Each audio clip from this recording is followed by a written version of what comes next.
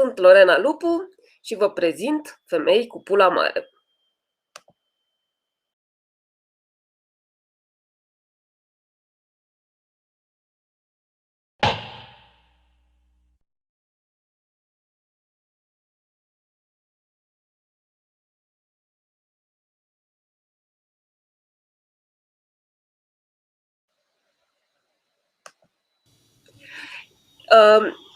Interviul de azi va fi în engleză pentru că avem invitate la podcastul nostru LGBTQ, un cuplu, o româncă și o englezoaică. Hello Sue, hello Mihaela, I'm very happy to have you. Hello from Manchester. Live from Manchester. From Manchester in UK, yes. I am Mihaela and this is my wife Sue. Nice to meet you, finally face to face. Through the magic of the internet. Exactly. Actually, I've met you before, but you don't know me. I saw you at one of the gay pride events in Bucharest. I think in 2018 or 2019.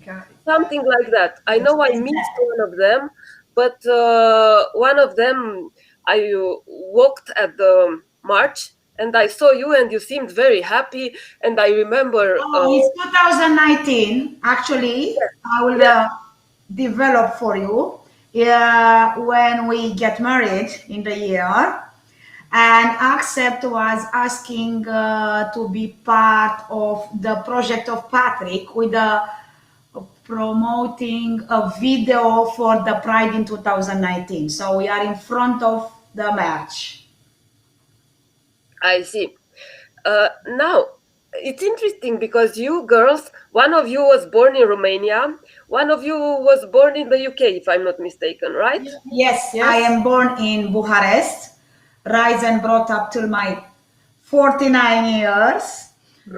And I was born in a place like a suburb of Manchester called Bolton, but then lived in Manchester for the rest of from starting work until I left for Romania for experience contract. In 2017.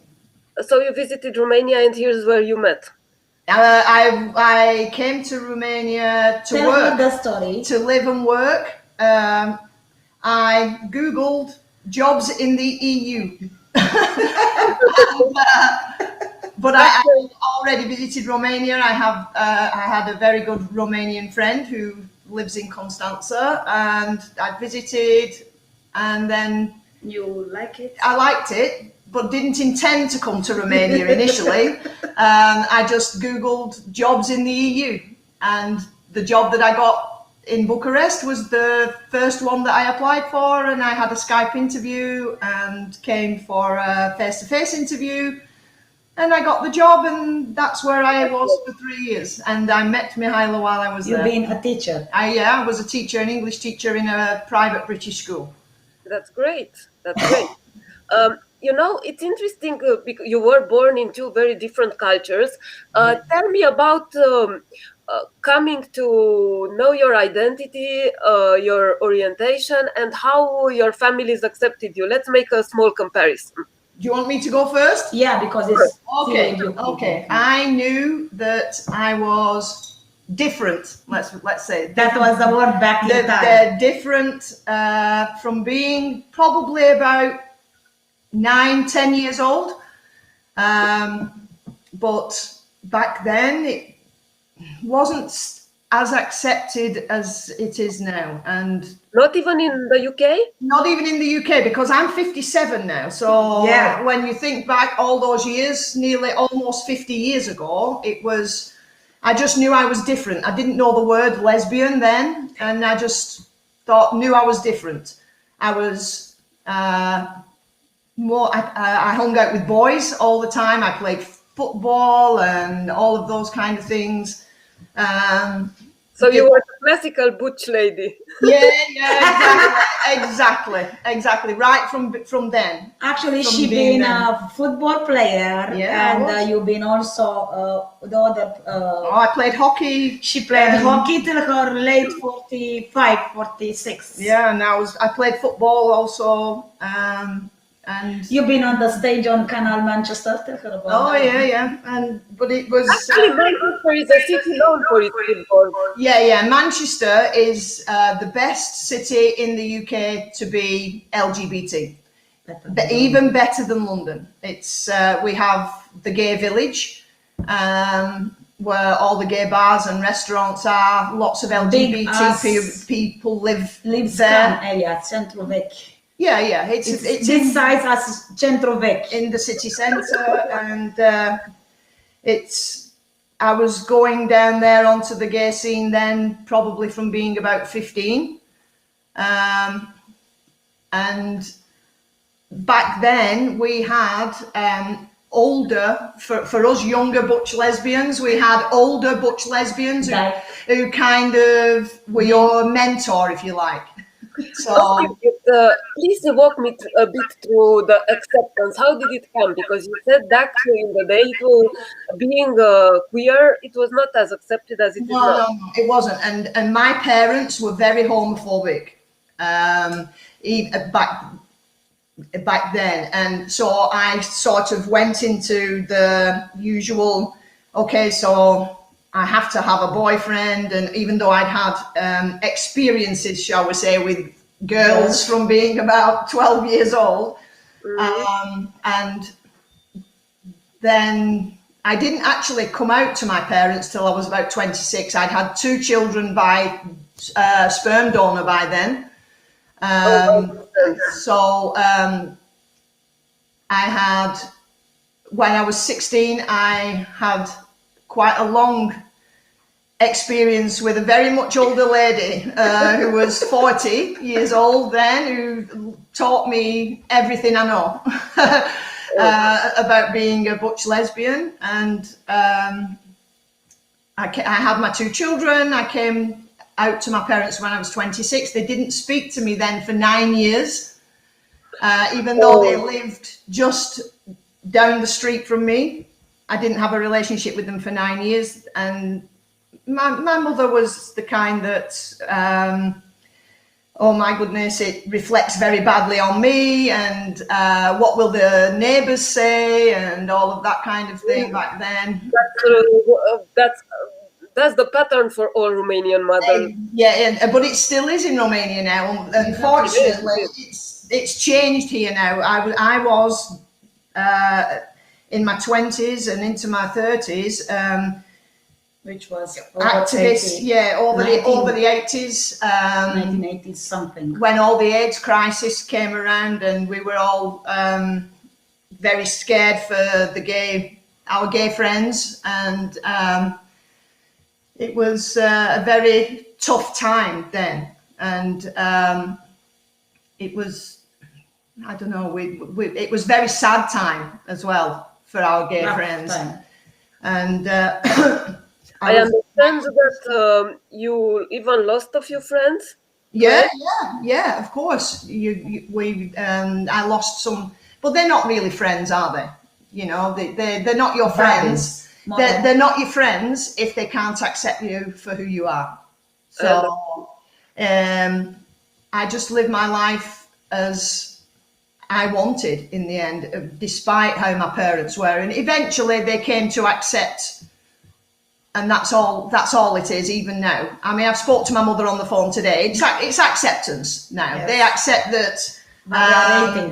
that it wasn't just a phase I was going through, and but as time went on, and we gained all the rights that we have now here, where we are the same as heterosexual married couples. We have all the same rights.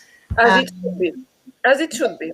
Yeah, as it should be. Finally, you pay the same taxes as a heterosexual person. When you are asked to pay your taxes, nobody says here's a cut for you because you don't have this right and this right and this right. So exactly. The same rights. We had civil partnerships first, and then there was quite a big thing about,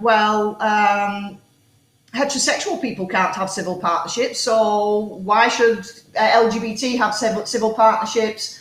And so the law changed that heterosexual people could also have civil partnerships, but then LGBT people could also be legally married, either in a church or if you are a religious person, which we're not. We were married at the it's called register office here, but the notary, and the rules around getting married are different here because you don't have to do the notary and the church.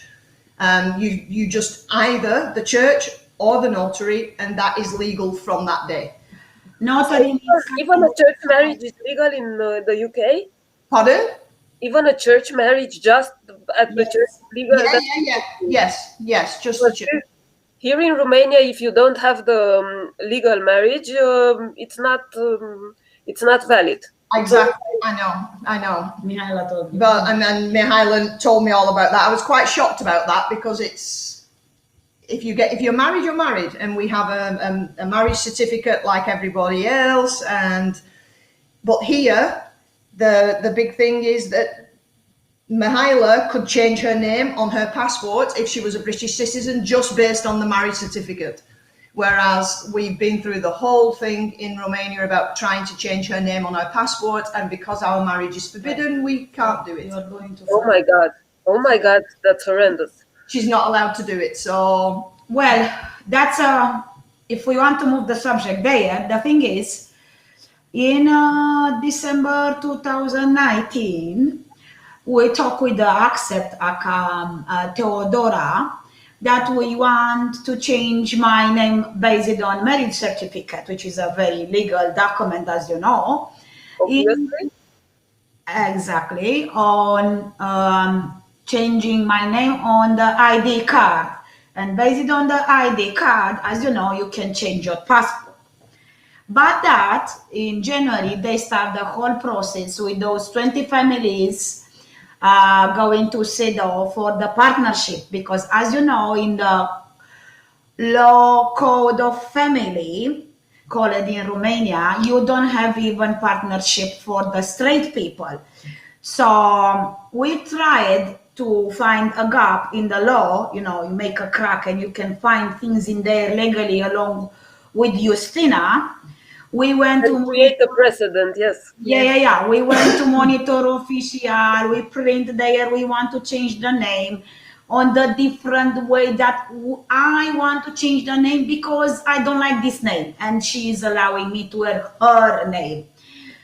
After a lot of fuss up and down, and unfortunately the pandemic times and the election who comes for the consiliile locale and what was for the mayors, and all the pandemic, all been postponed. In the end, we got an answer 2 months later with not that is not allowed this thing in Romania as our marriage, but also we are forbidden. Our marriage is forbidden in Romania. So I got a document, and I will, in one day, I will do with yellow it's bolded, it's engrossat, that you are forbidden.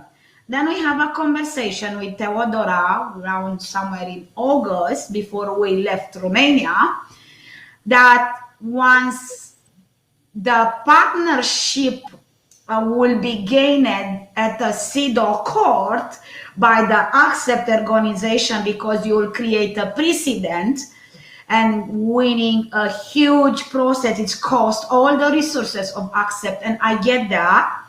Then later, knows when, I can change this on my Romanian passport. I understand. But there is another, I can have it actually in the Atkinson. Every country after 5 years, you can apply for the second citizenship, which I will be starting it this year. It takes me 5 years, and in the 6th year I can apply for the citizenship. That means I have to learn their histories, their law, a lot of documents, a lot of paper. So in 6 years, after I'm having a certificate with I am a British citizen with the Atkinson name, in 6 years I'll have a second passport. It will be a British passport, will be on Atkinson. but she lives, the only thing that is in her name of Vlad now is her passport and her ID card, Romanian ID card. That's it. Here, on all her legal documents, like a national insurance number, which is legal to work in here, as you remember your friend. Yeah, and her bank account is in her married name, Atkinson. Also, that she has a health service number, which is different than CNP. And all of these things are in Atkinson. All the utility bills that we have are all in Atkinson. Everything is in Atkinson. Except it should be because you are a married couple, so you exactly. But the thing is, because all is made online, and they start with show me your passport, then you have to make an entire inquiry to explain why the certificate is in this name, and when the marriage is, you have to explain to all the authorities Romania is not allowing this, and you are it's more than not allowing, it's forbidding. Exactly. All we have to do now is, when she needs to show her passport for ID, is we also show the marriage certificate. So, and that's it. And it's fine. But if each document, like the national insurance, which is a huge document because it's actually right to work, right to health services and everything. Once you got that document, you don't need to have marriage certificate and your passport.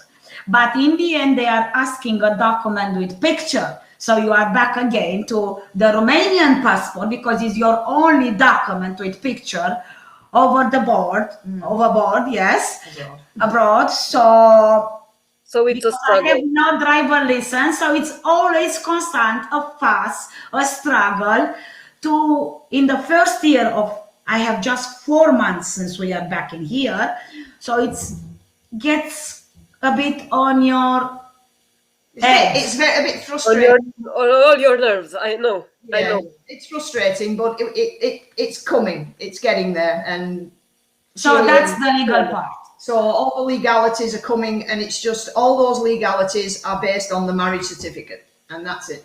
Now, you talk about her time being out. Exactly. Let's talk about your experience in Romania. Make a paranteza. Mine, because I live in backwards time, I realized that I am different. That's the word. I think when I was 12, I was turning the head over the ladies on the street. I was a bit, one of my Romanian literature teacher in the primary school, I think 7th class, she was coquette and nicely, and I was, starting to realize I'm not looking after men, I'm looking after women. So being in the communism era, so you have to be with the man. You couldn't talk with no one about these things. During communism, it was punishable by prison. Yes, exactly. Don't forget, until 2001, the article that you'll be making jail, it's been just abrogated. So we can't talk till 2001. I am born in 1971. That makes me a generation full of catching couple eras of politics. I was 19 at the revolution, so old enough to understand a lot of things. I am coming from an intellectual family, so talking about few things, it was hush-hush because you may come in jail. So I left home around about 9. I'm tired of being nanny, bona, housekeeping, because it's when you are the oldest child of the family, you are sacrificed. So that's back in time. I'm the oldest child of the family too. So you get the point how the oldest are sacrificed. I was tired of that, so I went down on the street. I was moving with the bag from a house to another because everywhere, somewhere, it was a man of an old lady who was trying to persuade me for sexual favors, which I can't fight that. So every time, every almost 2 other months, I have to take my bocceluță on the back and move in till my 24. Unfortunately, at 24, the sister of my grandfather had Parkinson and schizophrenia. So the family sibling says, you don't have place to stay. Why don't you take care of the old back lady? Indeed, in Romania, it's hard to imagine, but yes, in Romania, then they don't send very ill relatives to a facility that could take care of them properly. They just expect younger relatives to take care of them. And exactly. So you sort of lost your teenager time, your adult, and your very, very beginning of your adult time. So I say, I better take care of this old bitch. Instead of being always a gigel, as you said, drawing at me or making words to that. And I was kind of tired. It was starting to be annoying. I took care of the old ladies in 1994 to 96 or something like that. And back in time, you didn't have Pampers, you didn't have anything. Oh my God, so you washed dirty laundry until your fingers bled. Actually, my breakfast time was pee, which urine and shit, because if you don't wash them at very early at 7 o'clock, you will be not able to have a good day the rest of the day. I wasn't eating at that, and after I was finished cleaning her, I was so tired. It was 11 o'clock. Took me almost an hour. I had to go out to have a walk to breathe myself and oxygen inside, and then be able to have my first lunchtime. Oh my God. Enough times that's come right after the revolution. Anyway, so by the time I was 2000, it was 1997, and I was 20 something, 6 or 7. I couldn't know where I am or what I am, because I was more trying to do these things instead of thinking at my sexuality. I still was looking on the street after a woman and not a man. And I was always thinking a woman have beautiful shape, doesn't matter, tits or ass. When you look at a woman naked, you have shapes and pores that makes you draw on it. And the man is just standing with a thingy, like a flipping from a bulb. So imagine, it was not attractive to me at all. I understand. But don't forget, till 2000, we didn't have Google search. We have Bing. That's it. And not too much information to read or Google for something to educate yourself. I know. So, because I am a person who loves to search things, Google for me, it's the best buddy, can give me right away an answer in less than a minute. And it's free. Exactly. So, in 1997, that lady at 87 passed away. My grandmother found out she doesn't want to be alone. But that's the problem with the family again. She didn't want to be granny, never ever, as present person, because that was the time back in time. So vicious circle. I move with my grandmother. I say, okay, I'm going to be your companion and not to be alone at your 70s, although you didn't want to be a grandmother. So you took care of all the elderly. Exactly. Till my 42, when my grandmother passed away at her 94, I've been taking care 27 years of old ladies. Anyway, get back in 2000. So in 2000, roundabout, I had my first Pentium 2 or something like that, secondhand. So I start learning to use an Internet Explorer browser. So start Googling, and I realized this goes in an acronym called LGBT. And I was reading, and then I realized I'm not bisexual, because I'm not eager to look for both person, because I was kind of, I don't want him to touch me. It's good as a pet boy around the house, do the chores, but that's it. Because for me, man, it was just someone do chores around the house, and never same with them. So I was finishing my high school at evening time, Seral, because I wasn't finishing my high school before that. I was proud of myself to 2000 something finish 12 classes, but it's 13 for evenings. And when the things start to settle up was 2002, 2003, where the meantime the article been abrogated, but people still been hush-hush about it. I was sad.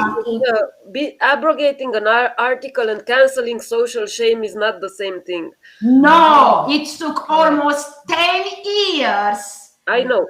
To be able, like 2007, 2008, 2009, to talk about I am lesbian or I am who I am. You are not entitled to tell me what to do with my body.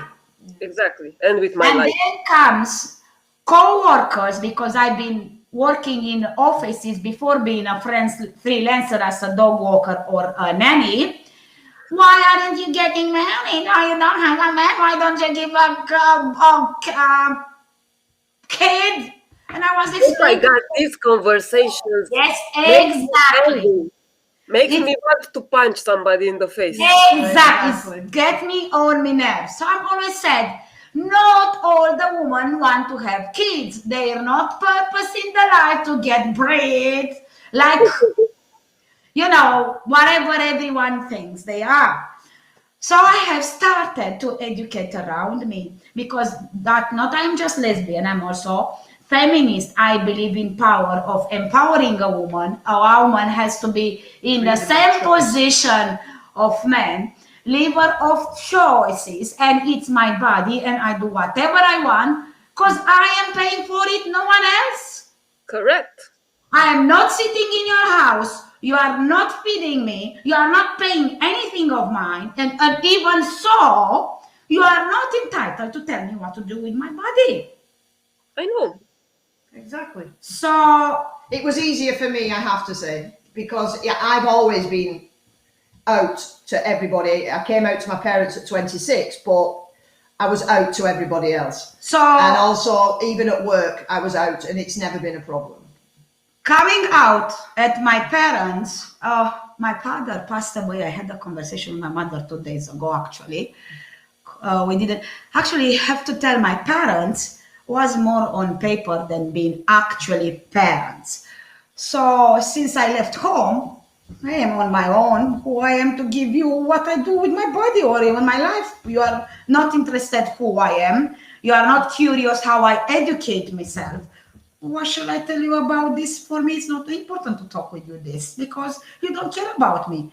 Can a car hit me on the street and you won't be curious? Hello, let me come to you and take care of you. So what shall I tell you? Most of my close friend was, sometimes a close friend become your family because no need to be bloodline with someone to be your family. They know more than my own family. I know. So coming out to my mom, it was probably, okay, let me tell you, Tuma, you won't have any kids from me. I'm not going to be married in 2010. Although I don't think she get the idea. But yesterday she told me she's happy I found someone. She loves me. Her mother loves me. She does, really. According to her mother, I'm the best thing that's ever happened to her. Yes, because the Romanian mothers don't actually appreciate their children.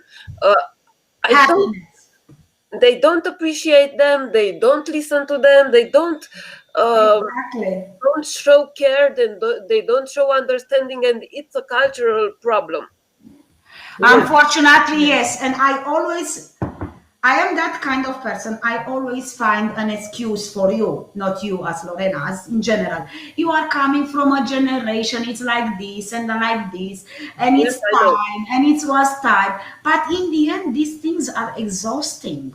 Oh my God, they are. They really It are. dries your energy. It sucks you like a vampire. And in the end, you say, fuck off, Exactly, because there are elderly people who are really cool and accepting. So what's your excuse finally? Exactly. You can say that to your mother. There are plenty of old people who are just open-minded, even in Romania. Exactly. The thing is, What's your excuse? it's nothing to do with anyone else. They have the problem with a lot of people, not just elderly, especially in Romania, is they think far too much about what you do in the bedroom. Not just that. And they don't think that, okay, so we live together. I get up at 6 a.m. in the morning and I go to work. And when I come home, we eat dinner and we watch the TV, especially in the pandemic times, because when nobody's going anywhere. I know. We watch the TV. Okay, not in pandemic times. We may go out. We may go out to a bar, or we may go out to a restaurant, or whatever. But we don't do anything any different to anybody else. It's just I get it. Stop thinking about what we do in the bedroom. But perhaps the thought of what you are doing in the bedroom arouses them sexually because they don't have a private life. This is maybe, but we're just people. We're human beings who do. This is why this podcast exists. I know. I totally know that you are just. We do all the other boring things that other people do. Going to work and eating dinner and watching TV and that's it. We don't do anything any different. So, in 2010, I started the business as dog walking and pet sitter. From that moment, I said, I am going to do a proper selection. I don't give at all.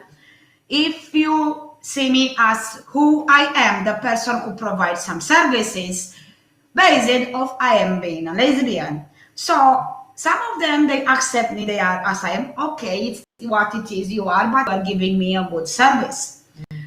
Other of them, they were scrolling because in 2010 appeared Facebook. So they were scrolling your profile and find out that you are lesbian and they want to have your services. I kind of lost some customers based on that, but I am this person. I don't give at all. I'm trying to be polite and not swearing on channel. It's say whatever you want to say. It's okay. I don't give a flying fuck. That's the word actually. Yeah. Of your opinion. It's me. You are seeing me as a person providing a service. So you should be caring about how good I'm providing that service. Exactly. If you care what is the behind person, that's your problem. And most of them, they are young, middle 30s, late 30s. So it's a generation who have access of smartphone. Yeah, so the smartphones come in 2006 or 2007 with the knowledge and a lot of tools to inform yourself if you want, only if you want, one click, under 1 minute info, just scroll a bit, is in your tender tool. The sign that women's rights in Romania are not okay is that no matter how well you do your job, people will always care about who you're sleeping with, what you're doing, how feminine are you, and bullshit like that. How you dress, if you are naked, you are a whore, if you are to dress, you are a poor, and caring all about what you do. Look what in other fence yard. Wow, he's doing that, what she's doing, she's taka, gossiping and like a chopping thing like this, and nothing is good for them. If you are living by their way, how we said in Romania, gura lumii nu o astopi nici cu pământ, you will never ever have your own life. Indeed. As a woman, I'm not talking about lesbian because that's another thing. That's one level higher up because and don't forget, I live my life in the past 10 years in a village near Bucharest called Corbeanca, where is supposed to be wealthy people, a lot, and supposed to be intellectual. Guess what? Wealth doesn't grant brains. Wealth doesn't grant brains at all. No. Exactly. No. So in the end, you as a woman in Romania and as lesbian, no matter how much you are out, you are struggle with the mentality, with the concept, and trying to be a freelancer, which it's not so easy. I know. I'm a freelancer myself, so I know. So you get me. So in the end, I was trying to be a bono, to rise up my customers, and because I'm a person are just this or that, I'm not going to waste my time for cheap thing. If you are not appreciating my services, if you are not respecting my time I'm giving to you, then it's not worth to work with you or collaborate. I am not working for you. I am not your employer. I am your collaborator. Yeah. So How did the two of you meet? Oh. Hey. Well, you know, this First of all, you need to know, in 2017, it was opened the only gay bar in Bucharest called Torhammer, belongs to the Norwegian or Danish guy. Norwegian guy, yes. And some of the girls was keep pecking me at the end of the December 2017. Let's go there because it's open a new gay bar. And I was overworking because as a dog walker and pet sitter, you don't have holidays with the others alone. After the holidays, I say, okay, girls, let me come from Corbeanca to center of the Bucharest for 2 years. And I was already there. I lived then I had an apartment at Tuniri anyway. So I just used to walk to into Have a beer. have a beer. I'm the type of person, I don't have a problem going into bars alone. I don't. I went there. Why should anyone have a problem with that? Because Sometimes women do though, yeah? But Some of them, they are shame or shy, or they think, because that's again come the Romanian mentality. if you're going to a bar alone, you're a whore. Yes. Yes, Yeah, exactly. You go there to hook someone Well, I went to or seeking for someone. Show your status. You are available for a man, you know. Well, I went to Thor. It was lesbian night. Lesbian night was Thursdays. So I went there on my own, and I was sat at the bar on my own, and there was a group of Romanian girls there, and they asked me to come and sit with them, and and it was really nice. It was really nice of them. And we were talking, etc. We were sat in one corner, about a group of about 7 or 8 of us. She was sat with maybe 4. I come later, by the way. Yeah, 4 friends. And I kept going out. Were they all lesbians? Yes. Yeah. Or bisexual, you couldn't know They in were Romania. so I kept going outside for a cigarette. Now, Everybody's bisexual in Romania, by the way. but that's another story. That's a totally different I'm not going conversation. there. We are going not there. judgmental. I kept going outside for a cigarette. Mihaela smokes, but not so much. Where I usually go out for friends, I'm having a drink and I have a pack, no more than 3 She has a 4. cigarette, 1 or 2, and then. But every time I went outside with whoever I was with, she kept coming outside. Because you can't smoke inside. So she came outside and she started talking to me. So basically, she hooked you up. She hit me. I was smoking. Usually I don't do that. She hooked me. She started talking to me, and we went back inside. She went back to her friends. I went back to mine, and then I came out again. And every time I came out, she came out. But she kept taking cigarettes from her friends. So in the end, she said, "I'm going to have to go to the store to get some of my own." So she went to the store to get some cigarettes, and she kept coming out. And in the end, we swapped Facebook IDs and what have you. And then, so she kind of hit me up. She hit me up a lot on that night. And then I messaged her on Messenger and said, "Do you want to go out for a drink?" And You have to tell her. I went home and you went home. oh yeah, We didn't have a night shag over the night. Hey. I messaged her on Messenger and said, "Do you want to go out for a drink?" But I'd already got plans that weekend. I said, okay. So then I messaged her again and I said, "Do you want to go out for a drink?" And she'd got plans again. And I thought, right, okay, I will ask you one more time. And it's 3 strikes and you're out. If you say no again, that's it. I'm not asking you again. No way. Because I'm not chasing nobody. So the 3rd time, and I asked her, "Look, are we going to make plans to go out for a drink?" And she said, "Yes, okay." So we did. And we went to Rock Monday because we're both rockers. I think that's a Romanian strategy to only accept the 3rd time so they don't think you're a whore. Actually, I find out later because I was overworking. I was having 2 jobs. I was trying to raise up my list with a customer. I was taking care of a child. So I was kind of really busy, seriously, you know. Yeah. Oh. And I find out later because someone else told me what actually you said. Don't do that because you look like a horse. Like, nah, seriously. So basically, everything Romanian girls do is just to prove that they're not whores. They go out of their way to prove it. Yeah, you know what? That first time, being a whore, it's fun. we went out on that night and I said, "Come on, we'll go back to my apartment," because you could walk to my apartment from Centrovec. And she said, "No, I'm going home." I was like, "What?" But the thing also, it was something else.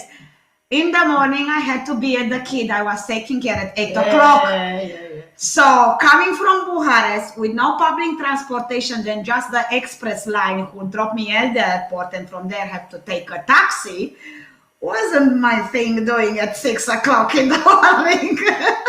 So she went home. I took her to the bus station. She was very old school. Let me walk me at the bus station. I'm a very old school dyke. And I walked her to the bus station, and we had a kiss and a snog and a bit of a grope, and then she went home. Papa from the bus, blow a kiss. She went home. I went home, and then we carried on. We went on a trip actually at Dragobete Day, because I don't Day. Like Valentine Day. Yeah, I prefer Dragobete Day. We went on a trip, and we went up into the mountains and stuff like that on a trip, and then the rest is history. It's not. It's not. So fast forward with our relation, because not just because we are old, nothing to do with being older or whatever. It's, you know, you got that thing. It's someone, the one, it's actually like a glove for you. She proposed me at the end of April, and we start everything in January. I proposed in Thor, the same place where we met, in front of everyone that was in the bar. And we don't know no one there. Actually. We didn't, and I proposed to her and asked her to marry me in the bar in front we of everybody. knelt me down, although she had a hip problem. I did. I got down on one knee and asked her to marry me in the bar in front of everybody. That's so romantic, and I can give you the link if you want. It's on YouTube. They posted it on YouTube from the bar. It's had so many views. It's had loads and loads of views. If you want, I can drop you the link for the description. Sorry, No I have a bit of asthma. It's not COVID. It's not COVID. Anyone, if you have COVID, is at your place. It's not in here and it's not going through the web. Yes.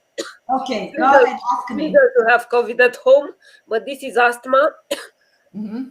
Okay, now that we got that out of the way, if I listen to your story well, Mihaela, basically Sue was your first long relationship, because you took care of all those old people and you didn't have time to have an actual relationship, right? We have relationships though. I do have, but the thing in Romania, well, I would say actually better in Bucharest, because I haven't been, I don't know in Romania the whole of it. Most of them, they are hiding, and they are parents they don't know about, although they are young, 30s, middle 30s. So I am an out person. I've been out all my entire life since 2005, when things gets better after the 2001 abrogated article. I've tried to find people, but they are always, when you own a house and you got a business, they are looking at you because you are feminine and have things, the status things. So I changed my way of presenting myself. This is me. And if they was living where you stay, I stay with rent. I never said I am self-employed and I own a business, or I'm doing this or I'm doing that. But the thing is, in Romania, because I drink and smoke socially, which is almost nothing, my first time when I had a joint, I was 39. So I'm very old school lady, I would say. I don't like people who drink their own money. Actually, it's your money. You do whatever you do. But in the end, at the end of the week, all your life, it's not just drinking, smoking, and păcănele or joints. I am a person who loves to travel. So through traveling, you are learning new experiences. I'm a person who like theater and opera. So once in a while, I would like to go there. I'm a person who reads a lot. So I go to the library. So it's very difficult to find. And also I'm a rocker. Oh! So, because you love to go to rock festivals. Yeah, exactly. So it's kind of difficult to find someone at least half of the way you are, because you don't need someone to complete you. You need someone to be a bit your mirror or half of the way you are. You should be complete by yourself. You don't need someone to complete you. I agree with complete on your own. So over the years, kind of didn't have proper relation, I would say. It was in and out ways of wannabes relation way. From what Mihaela's told me, these women, girls, whatever, that she had kind of relationships with were the type who they were hiding. They weren't out to their parents. They're not out to anybody. They're not out to work. Or she said, you can't. I mean, me and Mihaela hold hands in the street all the time, and we did so in Bucharest, no problem.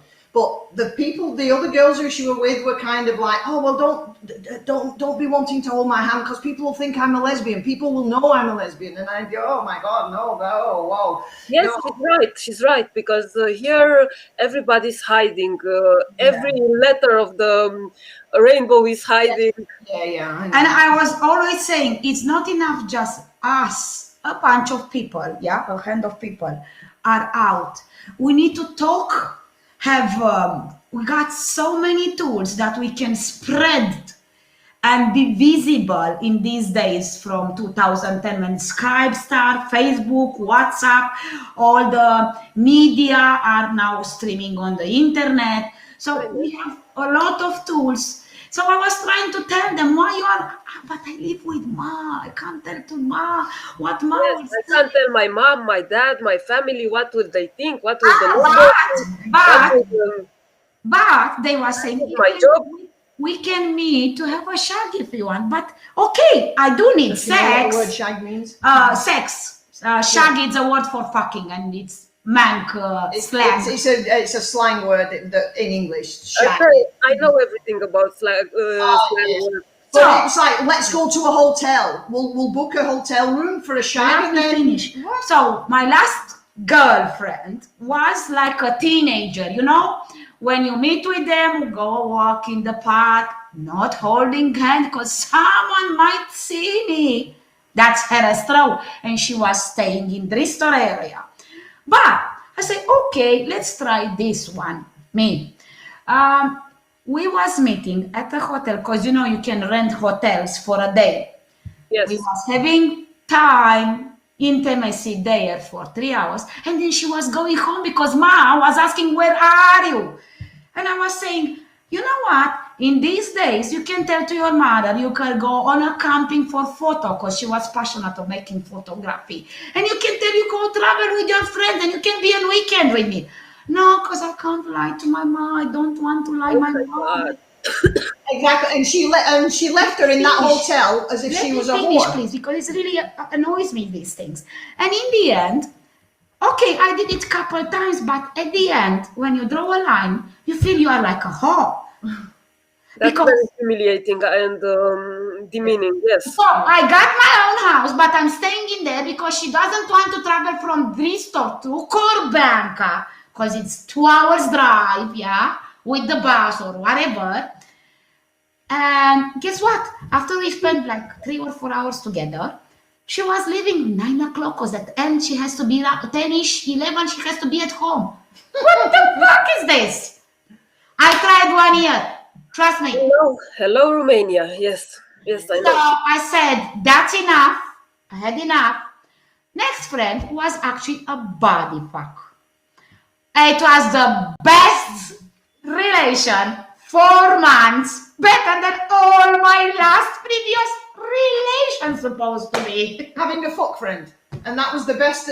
I find it very sad that Yes, it is very the best relationship she's had before me was a fuck friend.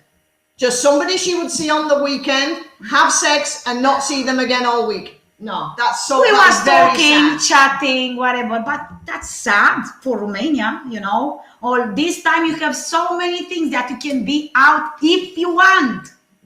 If you want. Just fly out of your mother's nest. Be on your own because they are afraid cutting connection with Ma because Ma is feeding with the money. Yeah. If you are not in that that would require them getting a job and actually working, which they fear. Exactly. A concept they hate. Yeah. And imagine I was 43 at that time. So I said, I prefer to be alone instead of having sort of whatever. Yeah, Because you are out and you can't be with someone who hides. I know. It's stressful and that's not a relation. No, it's not a relationship. It's not. It's not. Well, finally, you were lucky to find one another. Yeah. Yes, but there comes another struggle because the struggle haven't finished. Try to find a way to live as a married lesbian couple in a country you are forbidden. Yeah. For the marriage in Romania, you got 5 days off, yeah, for straight people. We couldn't do that. So here comes the struggle for getting all the documents prepared for the marriage. So we Google when it was coming the Easter time in 2019 to be able to set up the vacation of Easter for schools to have days off to get married. So Easter come on 28th. So we come in UK in Manchester for 3 days. In December 2018, we come in here for making the documentation. You have to follow some rules to be able to put all the documentation You did. Yeah, for me, because I was the foreigner. Mihaela had to live here for 8 days to make all the documentation for us to get married. So we came in over the Christmas of December 2018. We made all the documents. She lived here. We put the documents on the register officer on 3 January 2019. Yeah. Come back in Romania after the seasonal holidays, and we go back in Easter time. And imagine how to make a wedding, small wedding, register officer, how you say, casa de căsătorii, from far distance. How much money do you pay? How much money you save? Because you're coming from a country where is euro, low money, big money in UK, how many taxes you have to pay and everything. My daughter did most of the arranging, actually. Thank God for that. The daughter is 38. Actually, her birthday is Tomorrow. Tomorrow, yeah. But She'll be 39. She did all of the arranging for us. My son was one of the witnesses at our wedding, but my daughter did most of the arranging of the wedding for us. And because we were so far away, it's very difficult to organize everything. So it means you have an amazing relationship with Sue's kids, right? Oh, yeah. It's it's strange because when you look at a parent, you can see the result of the education a parent gives you. Because the kids being brought up by two moms, they have different education. And it's very normal to have ma with the wedding with the next wife. It's very normal. But it's strange for Mihaela because Very strange. Also, the daughter have on her own, she's straight, by the way. Yeah. 3 kids. Yeah. My son and my daughter are both straight, so having gay parents doesn't make you gay. I know that. No, I know you know that, but a lot of people still think that. So, you have to tell the joke with Jessica talking about my grandma new wife. Oh, Jessica? Yeah, your mother, daughter saying about something and they want to do a card for me or they choose something and that one with that. And Jessica was asking what's for dinner later. Oh, yeah. I mean, my grandchildren Are very curious. I have 4 grandchildren, but the eldest will be 18 soon. Actually, the best story is I have 2 stories. He came to me when he was around, I think he was probably about 10. And he said to me, Grandma, Mum says that you're a lesbian. And I said, that's right, Alex, yeah. And he went, oh, okay. That was it. So he thought that was an ugly word or something. Yeah, he said, oh, okay. That's And okay. then tell about Jessica. And Jessica is my daughter's youngest. She's only 8 now. At her 6. And yeah, she was 6 years old, and she Just came in her life.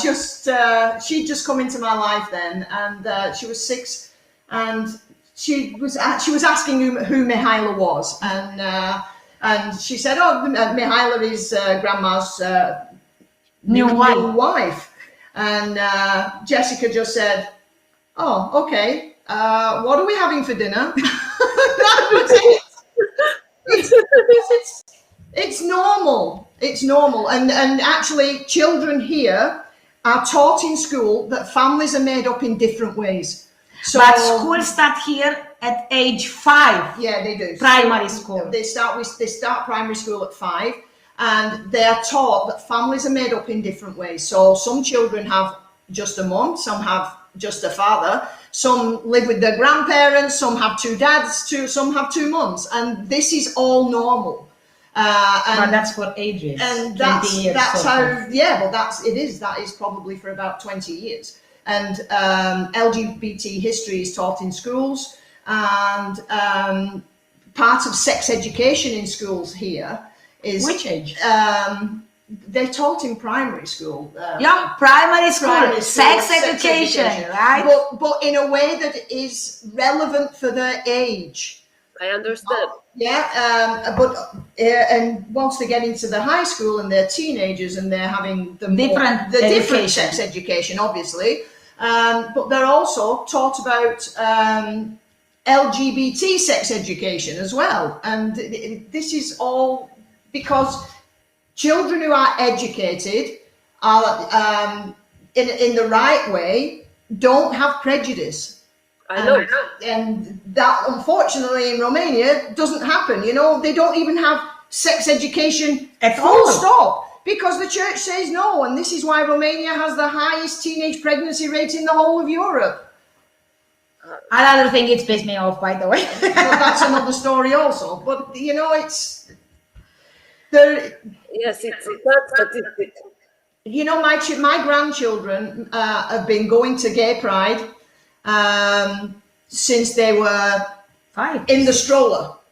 Stroller. They've been going since they were in the stroller. My daughter used to be a police officer, and she was the LGBT contact for the police force, the police service where she was a police officer. So she was kind of the liaison, the LGBT liaison.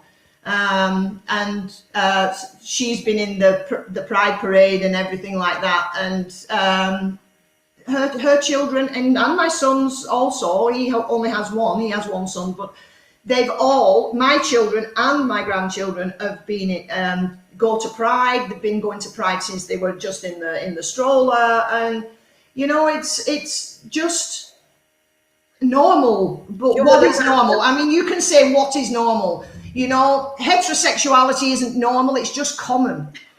Yep. You know, it's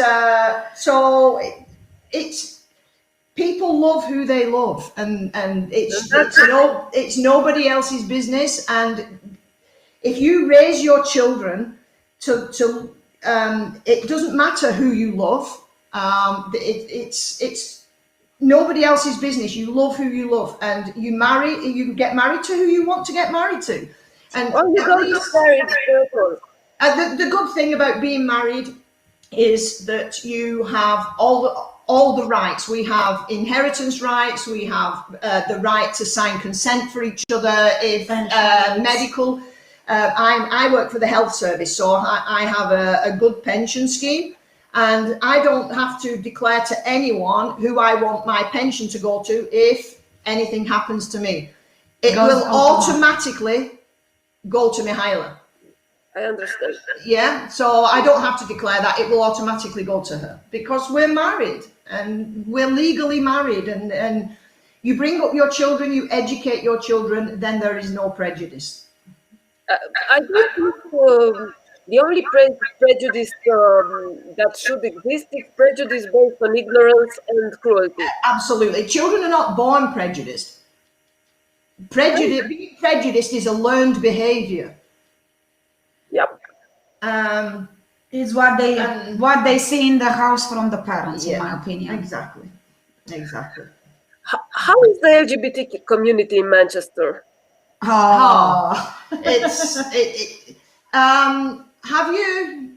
Do you actually get to see anything on TV about LGBT? There used to be, back in the 90s, there was a TV show here called Queer as Folk. And yes, it was, I know that show. Have you seen the UK one? The UK Queer as Folk? Because there is an American one too. Yes. Okay, so that is set on Canal Street, which is the gay village in Manchester. Where is also a statue of... there is a statue there of Alan Turing. And a teeny little square, it's actually dedicated to him. Yeah, and the Pride in Manchester is over 4 days. It's not just festival. 1 day. It's a full festival. Starts on the Friday, and then on the Saturday we have the parade. And lots of different companies are involved in the parade. Police, school, fire, everyone. The health service. We all take part in the parade, and there are thousands and thousands of people who line the streets to watch the parade. Public school, private schools, everyone. It's amazing. Then on the universities, on the Monday, there is always in the evening. On the last day is the candlelit vigil. Which is for all those to commemorate all those who have died from AIDS. And the mayor speaks at the candlelit vigil as well. It's Manchester Pride is amazing. Manchester as a city for LGBT is the best city in the UK. What is actually coming from a country as we are, Romania, to see the mayor opening the Pride. Yeah, he opens the Pride too, yes, he does. I saw and see the Pride in 2018 because I wanted to see it. It was... It made you cry, right? Even now, I don't know how to put it, because we are at the middle, not so far, not so behind, and so... Saw the mayor with, mayor wearing that things on there. It's I don't know, like a lace of gold, and their all their insignia, decoracji, which is a very celebrating thing, whatever it is, if it's commemorating or celebrating something. He's having this thing is wearing, and he is wearing this baston and his cap, and it's very huge thing, and I was overwhelmed. And actually it was my first Pride. I see it properly because I saw the other one in London with the 3 years before, and I is on plan to see other Prides around Europe. But I wanted to see hers because it's her born city, which I have no words how many companies are involved and bring their own employers of celebrating them because you are working for me and I'm helping you to be the voice of your community. And this is very, still now, and I have goosebumps, will be in August, 3 years. I'm still impressed because I see that the good one in Romania, actually a proper Pride was the one in 2019, actually, I would say, after many, and the visibility on the old Avenue, Calea Victoriei, you actually gain visibility. It's an achievement for the Romanian Pride. Although I see the other achieve from the Arch of Triumph to the small square to Victoriei. Over the years, I've seen the progress. But we are still, and we won't be at this level, not even in 10 years, unfortunately. Because as long an official institution put their flag up, which in here, all the institutions, from banks, coffee, bus, shopping center, everything, for a full weekend, from Friday, 7 a.m. till Monday night, the rainbow stays up. Yeah. You won't see that in Romania, and it's a pity because there are a lot. And if in Romania, they just voted the party in parliament. Sorry, say again? In Romania, they just voted the next party to the parliament. Yeah, exactly. I know. And as long the church is like a octopus all over and it's not separated from the official part and church is church, don't force me to sing something Tatăl Nostru or God knows what in the school or God knows what else.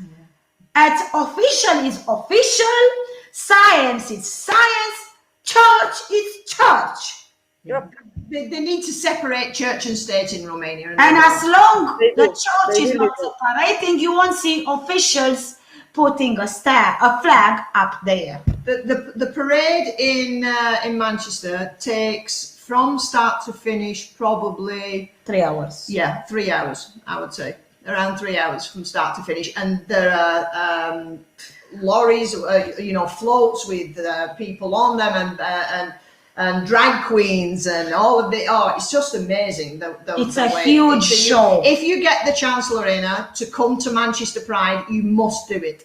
You must. You can stay with us if you want. Actually, you can come because we don't live very far from there and we have spare bedrooms, so you could come to stay. And we would go to the Pride on the... When it's this pandemic. You can come with my own drag king act.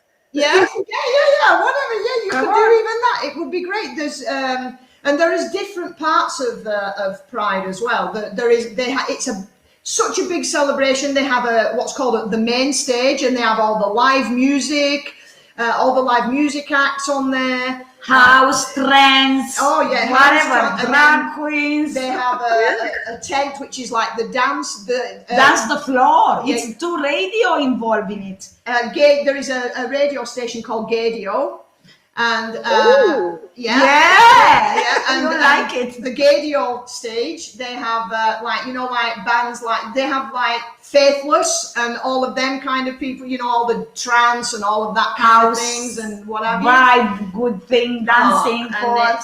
It's just amazing, and all the bars, and it's all decorated. The streets are all decorated. We got some pictures.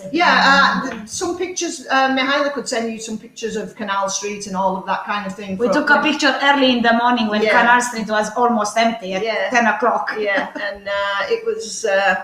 But I was impressed actually when I visited. The Pride is just something else, and it's a thing where you can have a ticket just to go for the day, or you can buy a whole weekend ticket so that you get entrance, because it's so huge now that they have to sell. You have to have a ticket to get into the main areas. And the whole ticket sale, it goes to all the organization from HIV, transgenders, all the bullied kids for school. all this kind of organization. Yeah, all the money. Great. Yeah, all the money raised goes to different LGBT organisations, which it is amazing. And it's, if anybody out there, forget London Pride. It's nothing. Manchester, where the things are happening.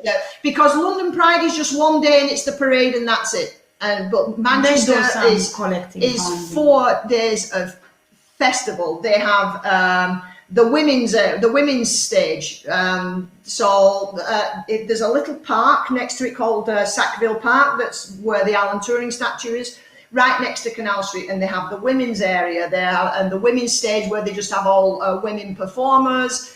And that's also where the candlelit vigil is. They have a market where you can buy LGBT stuff. You can buy, there's even stalls on that market that sell sex toys. It's great. It's super. It's brilliant. Manchester Pride is just the best, really. Okay, we said a lot about Manchester. I'm enjoying listening to it. Yeah, I hope it goes ahead this year because it's always at the end of August. We have a public holiday at the end of August. I can talk 2 hours about that because for me as Romanian, it's amazing thing. And I was, you know what? I was going in that weekend on a Friday before every huge thing starts Saturday, took pictures. There is a rainbow, whoa, this man have rainbow on, give it back. She was amazed. She took pictures of all these stores around Manchester that had very impressive the rainbow flag in the window or the rainbow flag stickers or banners or reclama. You were impressed. And you think all of that was normal and it was random and exactly. You know, the Pride in Manchester. Buses was tagged with rainbow in the weekend. There are so many also straight people who go there and they take their children. They take their children there to watch the parade and it's a big celebration. And it's explained to them if they don't know, explain on that. But that's normal. If they like to be get dressed like you like to be on your dinner stage of your school. In fact, you know, the gay I have one curiosity. You are two people with a very, very different upbringing. Yeah. How do you adapt to one another? Do you have differences on certain things? Oh, yeah, we do. Well, here comes the mixed marriage culture thing. Yeah, we do. Good question. Yeah. Once I'm coming from communism era, so she have no idea to have food on cartella. She has no idea how cold, rough time and everything. She always has the house too hot because she says, I'm sick of being cold from being in communism. I said, yeah, but that was in 1989, really. It's too hot.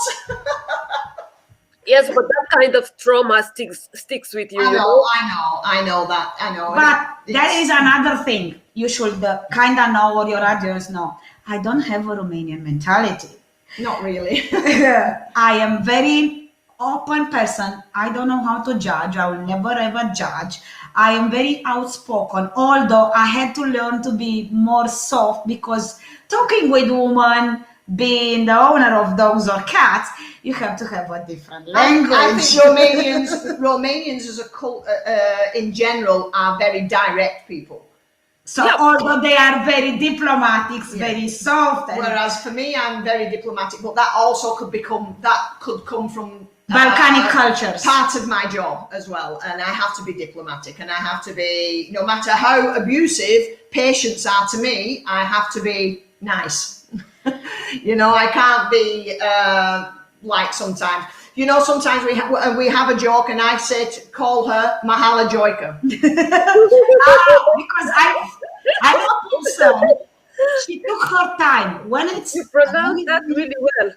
Yes, when it's something that annoys me, I'm getting fired up. I mean, in the defense mode. She says, you have something to hide. No, Draga. You're just getting defensive all the time. Stop. I am just annoyed of something. And she got, keep your knickers on. Slow down, woman. Keep your panties on, woman. There's no need to I'm be becoming Mihaela Joica mode. And I'm all like a rich and all, getting ready for why, because you struggle all the time in Romania.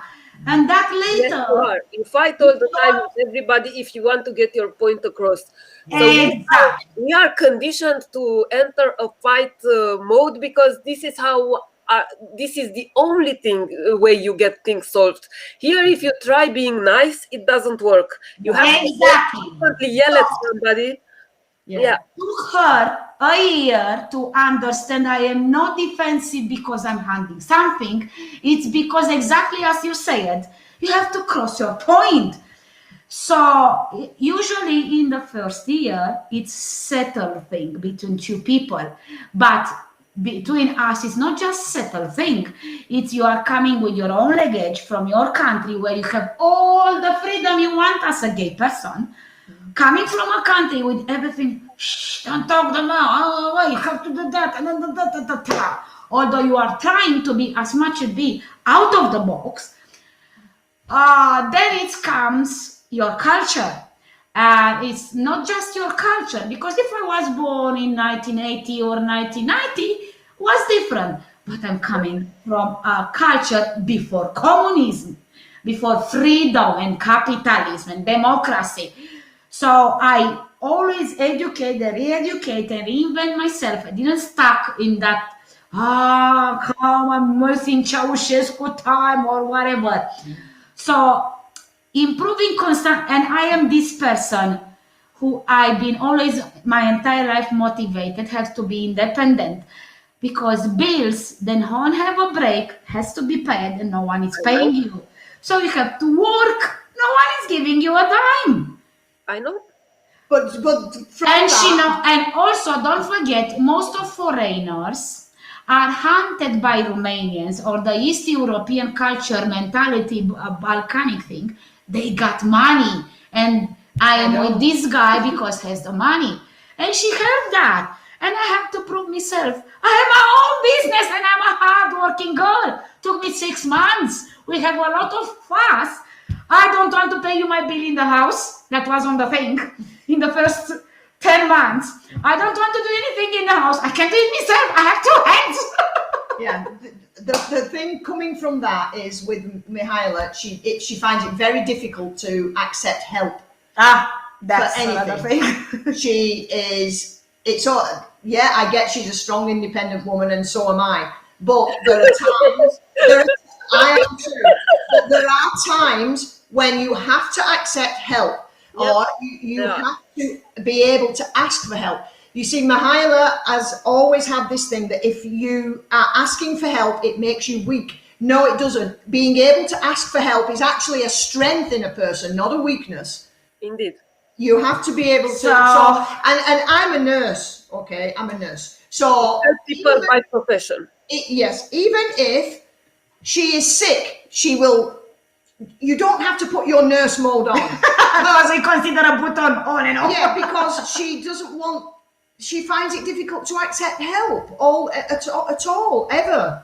And that's something that she's still learning now. Yeah, I am still learning. 3 years later. Almost. It's 3. We'll have been met 3 years this next week. With 3 years. Congratulations on your anniversary. Yeah, on 5th February will be 3 years since we met. And she still. Actually, today is the day I hook her up. Yes. It's the day she hit me up. But she's still now. She's still learning to ask for help. It's actually your once because you are the eldest out of 4. Second, because you take care of other your entire life till your middle 40s. You've been taking care of other. You didn't live your life. So it's difficult for you to say, for me, in my case, I need help. What the fuck? I understand. And also, Romanian education fucks you up terribly because everything described your life as a married couple, actually. Yeah. Yep. At the beginning. Everything you describe in Mihaela is a social conditioning that this society hits into women. Yeah. So, she knows all the things about Romania. I've been teaching her. I know a lot of history. I didn't come without baggage either. You know, we all have baggage. When you get to be the age that we are, that you've got baggage, you know, and you have a past. And we all have a past, you know, especially after 40. You know, and I'm not saying that I haven't come with baggage, because I've got things from my past, trauma, from my past, childhood trauma, from my past as well, that I am only just now as I've dealt with.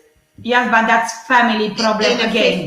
50, at 50. So, you know, we've come with baggage. But with wounds, we're learning about each other. I'm learning about she's the way she is because of her culture and the way she was brought up, also by her parents. Because, in fact, only this week we've said we have both been damaged by our parents. I understand. Both of us, and we're now learning that the way that we are as adults now is because of past childhood traumas, and also from our culture and the way that our parents were brought us up, and it's something we have to learn about each other. And it's taken 3 years that she's had to learn about the way that I am. I had, when I first met her, I still have, I have certain OCD things. You know, and these have got less over years, because she decided it's time to slow down or lower them. But I haven't changed, and I have these things. I don't want you to change.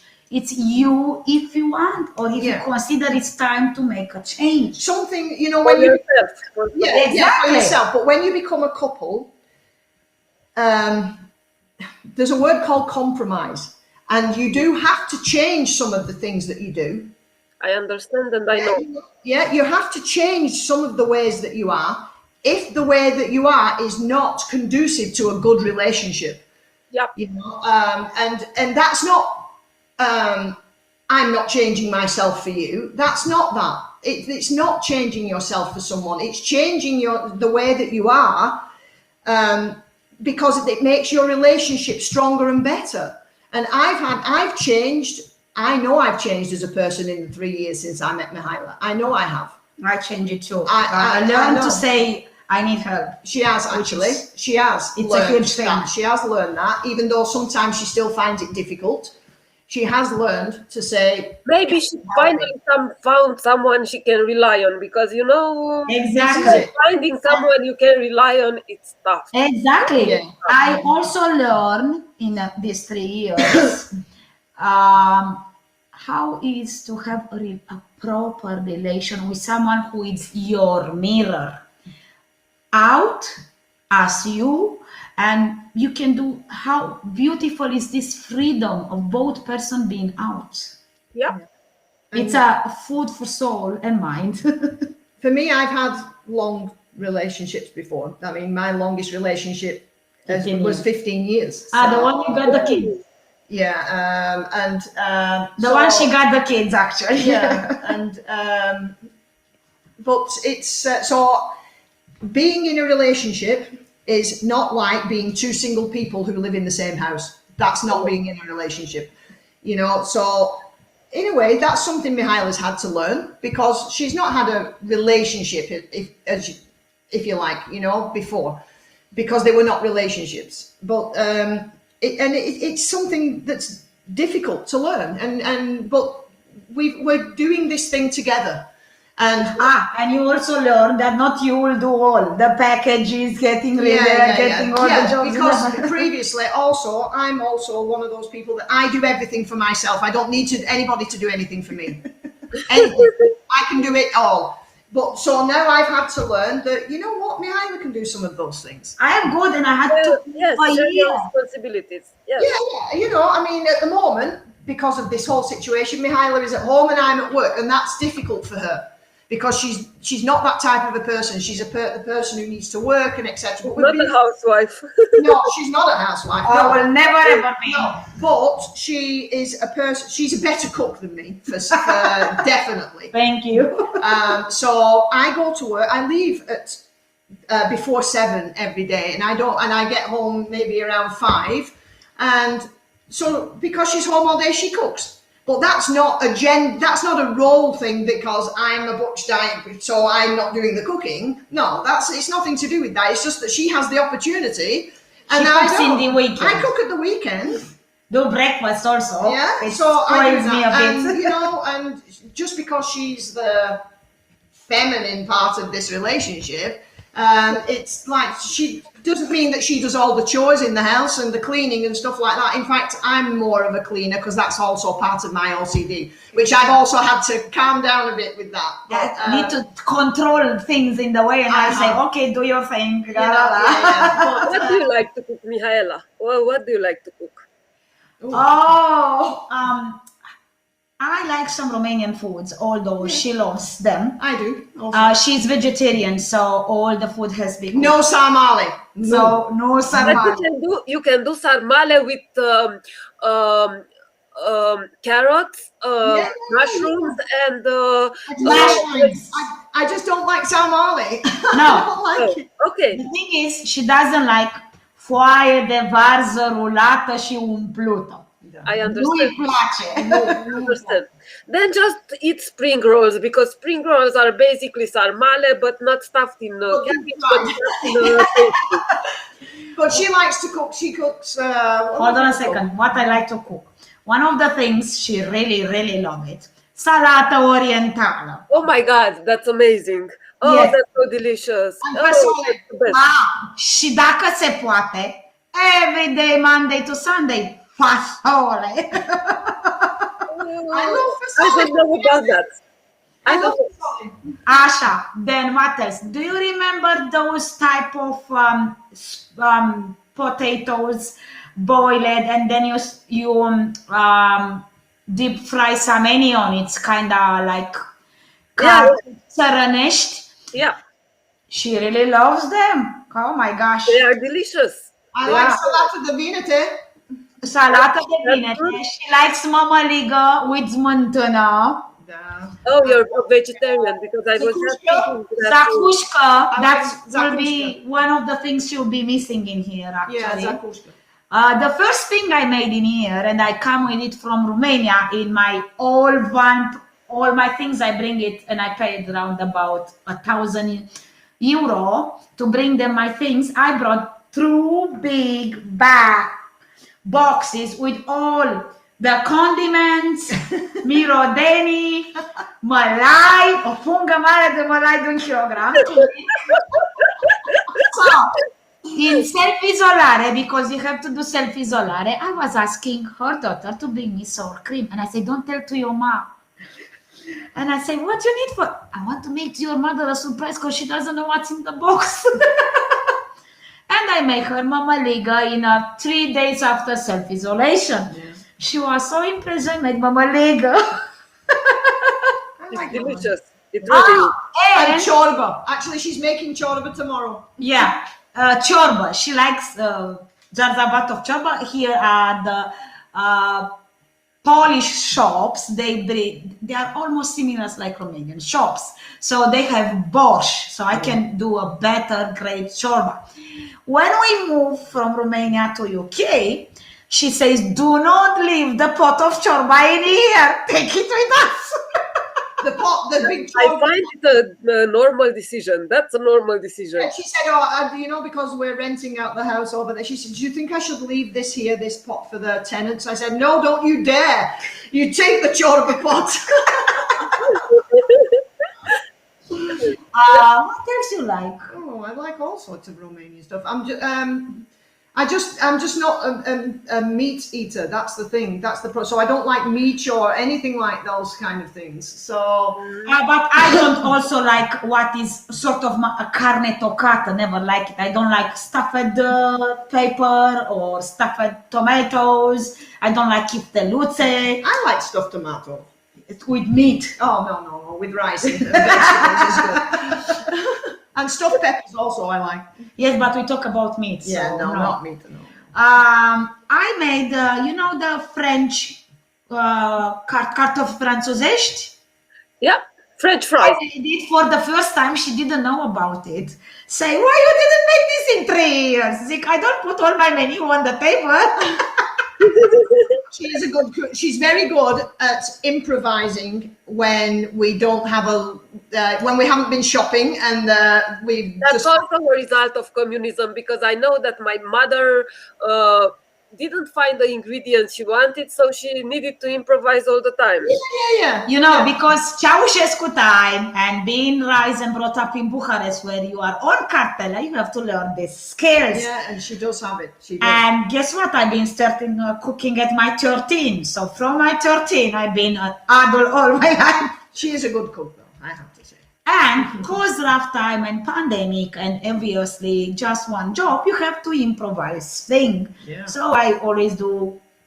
I'm very good at improvising, I have to admit, and not just I'm blowing the trumpet, I'm good, but it's a good thing, because the European people, they have no idea about it. They have everything an easy life. They don't get these things about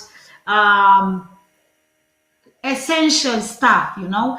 The system of the countries for French, Italy, Germany, they have this easy life for the middle class or lower class.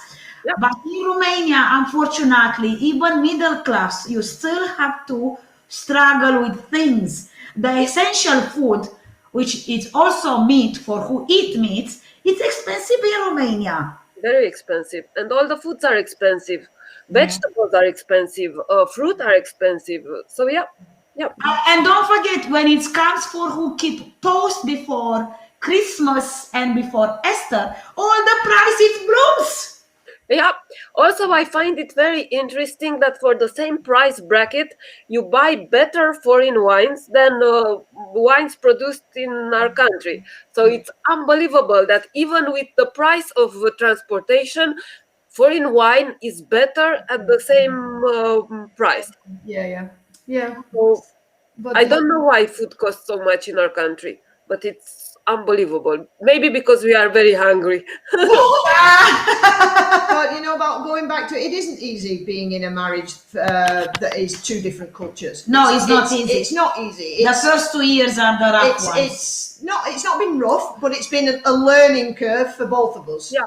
And actually, the huge challenge is moving from one country to another in the pandemic times. Yeah. It's been a massive challenge moving from one country to another is hard anyway. In general, but when it's in the middle of a pandemic, also, I mean, in UK we're in lockdown still. Yes, I know. Until at least the end of February.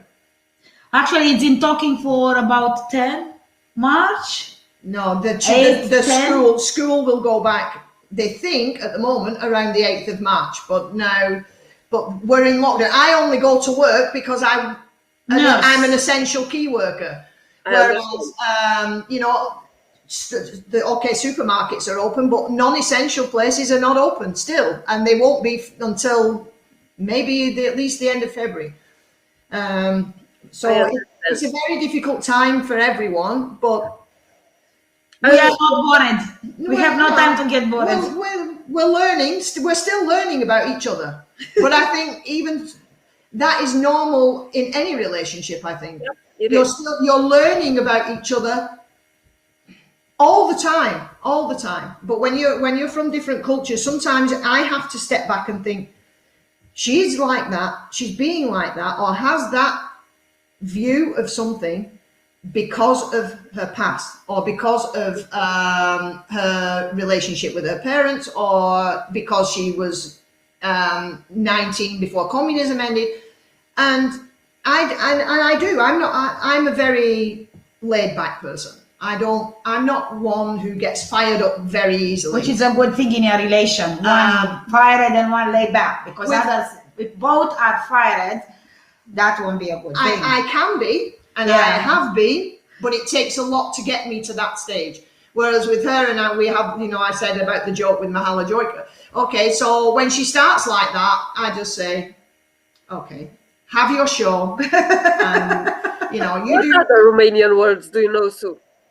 Oh, quite a lot. I do. I understand quite a lot, and and I do speak some, and I have 2 Romanian patients at work as well. Yeah. Which, I can have Bună ziua, ce mai faceți? kind of a conversation with them, and my Romanian is very broken. I don't do the grammar very well, but then. Hey, I don't care. I can get my point across anyway. Hold on a second. The thing is, after 3 years almost, right? I keep forgetting we are at the next 3 years. She get the jokes, the Romanian jokes now. But what I really made me get emotional was when we moved in here, when we went in the self-isolation time, because we have to do that. That's the new living life till all people are vaccinated. I would like to carry on with the Romanian. She speaks Romanian to me at home. We are kind of half English, half Romanian. So we have Romglish. Exact. And I understand a lot. If you speak slow and rare, she might understand. Yeah, don't have when she's on the phone with Romanian friends, I lose the conversation because they talk too fast. Yes. Yes, I know. Yeah. And she reads now because I'm a bit can't be asked, not in mood to listen the whole English thing. I have subtitles in Romanian. So 2 years ago, she was reading 3-4 words out of it and all gone.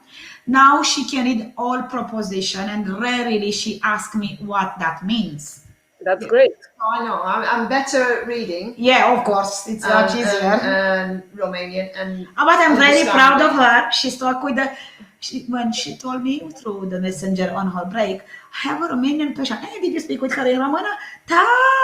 Zic, good for you! Bravo! They were also very surprised. I believe you. Yeah, they were. But it's why not? Why not? It's a good thing to be bilingual. It's a good thing, and I understand most of the things that she says to me. If I don't, I ask. But no, I'm a very laid back person. I'm not like Miss Fiery here. I'm very laid back, and I just tell her, you have your show, and I'll come back when you're ready to be known. Well, I am a temperamental person anyway, so. But yeah, I think. But that's a Balkanic thing, I think. It just comes from being. I just think it's a Romanian thing. No, it's more. Watch a movie by Kusturica. See how the people behave, and you've got all the information you need. I know that it's a Balkanic stroke Romanian way to be. I know. I've seen them when I lived there. I saw enough of that. It's and it's not always easy when you're so late. When you're such a laid-back person, I don't like arguing. I hate it. I hate having arguments. I'd rather just communicate. Just communicate. You don't have to argue. Just talk, and you avoid those arguments. And sometimes I just think, well, does she need sympathy, or does she need space, or does she need to rant, or this is the kind of things, and to rant the decision you need to make when you. Yeah. Maybe it would be better to ask, do you need sympathy, or do you need space, or do you need to just rant? Just tell me, and then I'll know where we're up to. Although she figured it out in the meantime, because she's really smart, this one. Great. Well, thank you very much for your time and for this. Oh, it was a pleasure. Just for your 2 hours. Yeah, thank you. A really pleasure to chat to you. It was a really pleasure to have been invited by you. And I wish you easier paperwork in Romania in the future and a shorter lockdown. Yeah, I hope so. So if you need any other materials to add to this description of this channel of yours, let me know and I will send it by email, and give me the email. Great. She'll send you very much. You're welcome. Have a nice Sunday. Yeah, enjoy the rest of Sunday. Thank you for the invitation. Thank you. It was a pleasure. Bye. Bye. Sure.